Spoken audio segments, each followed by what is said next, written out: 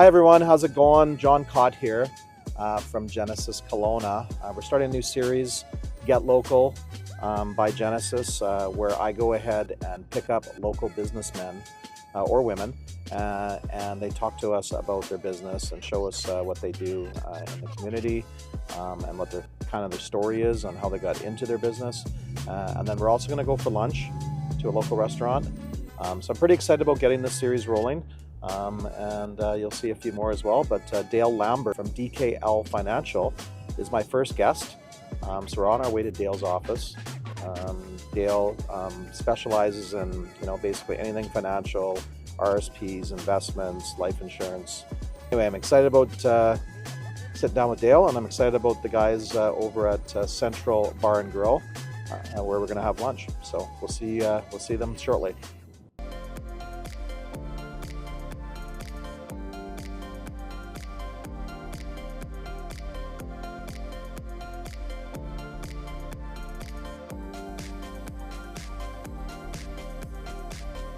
Hello, everybody.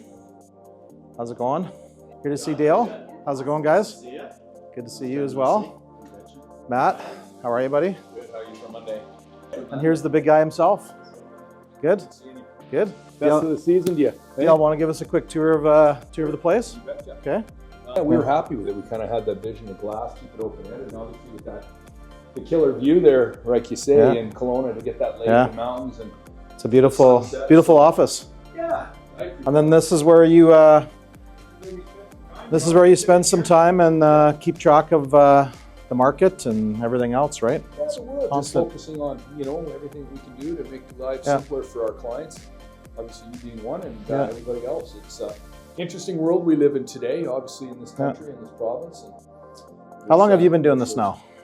October 10th, I went into my 30th year. So I've been doing this a long time. And what have you started out with, like Mutual Life of Canada back in 1995? Kind of as like someone mentored you a little bit at the start? Yeah, I was basically thrown to the wolves. I came out of university and basically wanted to, I always had that interest in finance and financial planning, and Mutual Life gave me the chance back then, and knew a lot of people, obviously growing up in the community, and it was a hard, as I would say, it's a job or a career that you have to work hard. It's no different than your business, John. You don't get there from just sitting on your ass. 30 years, wow, that's a long time. 30th year, so it's I've seen it all. I remember when we started, we didn't have cell phones.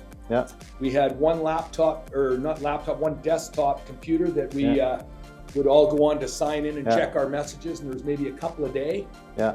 And here we've evolved to today where everything is technology. So it's been an interesting world. COVID changed the dynamic in our business, as did everything. I would say our toughest year was 2022. I bet, It was the toughest. Yet in your business, 2022 was one of the best years. It was, supply and demand, I guess we looked at the supply demand theory, and in our business, we just saw the inflation thing not making sense. We saw the markets, nothing working. The bond market didn't work. The equity markets didn't work. Cash was the only thing that was working. The housing market's taking off, and we're going, why? Because nobody's working. And now I think we're all paying the price for it. The stock market, this is arguably one of our best years in 30 years this year. Things have been good. We think things are going to continue to roll. So let's go for lunch. Yeah. And then we'll talk some more. I noticed you got my favorite scotch over there. We gotta listen. We gotta have a few for you, Johnny. When things come in, you gotta have your choice, right? All right.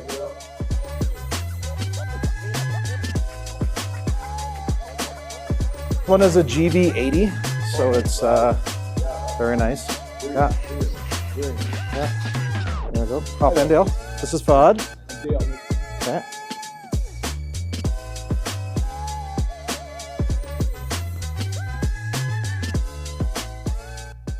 We've had a pretty good year. I mean, inventory was short in a lot of the brands, and the Stellantis brands, lots of inventory, and Nissan has lots of inventory. So, but I think 2025 is going to be a good. I think it's going to be a good year. Good year, they do. Yeah, and like you said up there, it's people, right? So, I've been very fortunate to have some really good people that are in my company. So, we haven't found. We haven't had lots of turnover and stuff like some people do, so we're able to stay a little bit more consistent and in the market and stuff like that, right? So we don't have lots of peaks and valleys. You have really great months, or you have a good month, and maybe the odd one that was average, but we stay pretty close to it, kind of like you, right? I'm pretty close to the pulse of everything, right? So have you found certain areas, John? I mean, obviously you're all over the province now. So have you found that there's certain areas that seem to be more bullish, as you would say, or others that, have surprised you? I mean, I'm lucky because Kelowna, my two biggest markets are Kelowna and Victoria, right? So Kelowna is the fastest community in Canada right now. With all the buildings and whatever. So the economy is really good in Kelowna. And Victoria is the second in BC as far as fastest moving. So the island is pretty good, right? So I think those two markets I'm doing really well in, and that's we kind of try and expand where we have other stores, right? So go from there. Sure. Yeah. Are you my hat's off to you. You've had a hell of a year in terms of the surprises. I mean, sometimes, like you say, obviously you being a client, I'm not able to extrapolate or expand, and knowing a little bit what's going on, which is kind of nice. And I'm always proud for you, John. You've done a great job, and really, I always say it's you're a true entrepreneur and a true business person. You nothing comes easy to us, and just go out there. You have to put in the time and the effort and the energy and reach out, right? I'm so fun. So I still excited to come to work. I'm excited. I'm still pretty motivated and passionate about building the business, for my family. Like, obviously I got the boys that are right underneath me, right? So they, I want to get to a point where I feel that, they know all aspects of the business. So these last two acquisitions, they did actually most of the work. I kind of said, okay, guys, I want you to learn, and I'll guide you, but you got to do all the heavy lifting of it, and which they did. And, they both, I think, learned a lot on this last one, but, so it's going good. How about your business? How do you see the next year coming in? And obviously, there needs to be an election, and I think there's a lot of chaos in the financial world with that. But what's your take on that? Well, I think to me, it's still an earnings business. You got to look at the companies directly. I think like anything, you have to be. It's a real good market for active management right now. It's not passive. A lot of people would buy indices, and a few years ago, I think really now you have to look at what the sectoral rotation is happening with capital, where the next opportunities are. We've seen a ton of growth, obviously, in the AI and the tech space. I'm not saying that that's coming to an end, but what I do think is you have to look at kind of over the mountain, not right in front of you. Yeah. We're always trying to see where's the next opportunity. It's interesting. All I hear right now is, small cap, mid cap, small mid. The Canadian market's really going to shine next year. I'm not convinced of that myself, but I do like the small mid cap space. I've been saying that for over a year, and now that's all you hear. So my team sometimes asks me how and I can't say. I remember last time I went out for lunch, he said, "Oh, the market. I just had a really big day." Yeah, well, that was just the recent acquisition that we had. It was. And I look at Mubadala Capital has just bought CI. Do you think that'll affect your world personally? I think it's great because you're not subject to the public scrutiny of the public markets. Quarterly reporting, as in the Auto Canada world that you'd watch, and some of the other public companies, you're only as good as your next earnings report. And when you can have the best quarter, but really the market says, what are you going to do the next quarter? And so what it does is it takes that market scrutiny off the individual stock. We agreed to what we feel is a pretty fair price in the deal. It'll close out next May.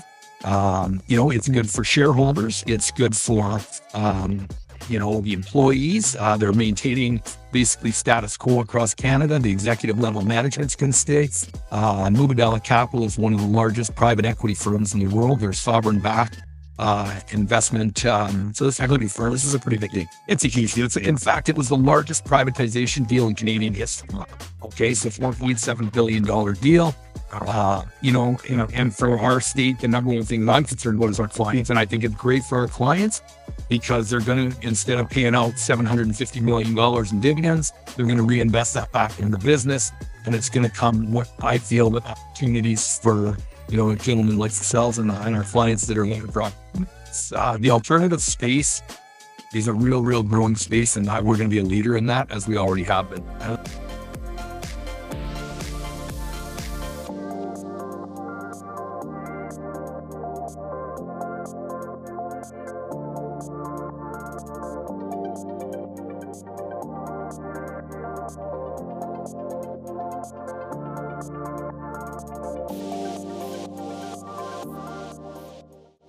Hey, Jared. How you doing, John? Good. Come on, Dale, come how you join doing? us. This is Dale with DK Financial. Awesome, man. Good. And I was always fascinated because the restaurant business it's not like it's a home run every time, and you've been really successful. 8 years now? 10. 10 years now? 10 years this year, yeah. 10 years this year. Yeah. And what was what kind of made you think of the concept? Well, my business partner, Devin, and I, we worked together and were introduced to each other. This would have been, going on probably 17 years ago at Earl's. Earl's Kelowna here. So your background was Earl's? Background was Earl's, yeah. So we met there and we kind of just learned the business through that, and we got to a point whether we were like, do we go the kind of corporate route and take on Earl's, as a store, because we were at a point then where both of us could have been GMs at different stores, but we decided to stay in Kelowna. We were pretty bullish on the future of Kelowna, and identified a market opportunity. The fact that there wasn't really kind of a gastro pub, kind of, really casual but high-end food opportunity back in 2014. And that was kind of the inspiration behind it. And quite frankly, it was just, where would we want to be, right? Just as two guys that were in their, late 20s, where do we want to hang out? It's, we love the corporate spots, but sometimes, it's you want to support local, hence why we're here, right? So how does the partnership work with you guys? Do you guys both have different strengths, or what? Definitely. I think like the thing that we both, attribute a lot of the success to is the fact that we are vastly different individuals with the same values. So our strengths are completely different in what we do, and we accept them both. We're very, I would say, self-aware of where our opportunities and strengths are. And as a result, we kind of are a perfect sort of yin and yang to what this business is anyways. Our primary business is the restaurant. That's kind of what we came on, we had the experience with. But what we loved about the idea of this whole property was that the sports club was a great opportunity to diversify our options. So Dale could bring his whole staff here and play basketball? Absolutely. Basketball, ball hockey, volleyball is our main draw. So we do a lot with the community, a lot of adult recreational sports that take up 7 nights a week. But we do a lot with the youth. So we do a lot of youth camps for volleyball and ball hockey, wrap-up parties for so you might get a lot. So that might kind of during the winter sometimes slows. The guys are doing hockey games, and then they obviously come and have some wings and stuff like that. I mean, the business is it works really well with the seasonality of the city up until this point. In the summertime, tourism is bumping, and we have the restaurant. It's going to do itself. But because we focus so much on the locals, we've been able to create a really consistent annual flow of business. We have the sports club. When people can't be outside in the Okanagan, they want to come inside and stay active, right? So it's been a really great opportunity for sure. I see you got the big screen going. So NFL Sundays, that happens here. And NFL Sunday ticket. There's a game coming up right now. Lots of stuff going on. So we have NFL Sunday ticket. We have going on Sundays, Mondays, Tuesdays. It seems like the NFL owns every day of the week now. So for good reason. What about Christmas parties? Do you guys kind of cater to any of that stuff? So we do a lot of corporate Christmas parties, from as small as a small team of 5 or 6 people up into 50, 60 people, preset dinners.